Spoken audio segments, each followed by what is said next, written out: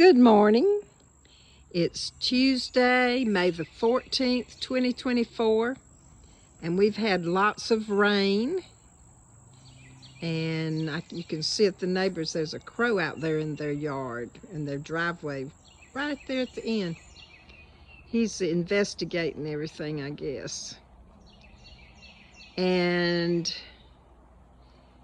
everything is really wet out here, but you do not hear the cicadas today. So it might be that they're resting or hiding from the rain. So when it dries off in a few days, we may hear more. We can hear the birds and traffic and different noises, but no cicadas this morning. Hope you have a beautiful day today, and we may have a little bit more liquid sunshine. But enjoy your day. Bye-bye.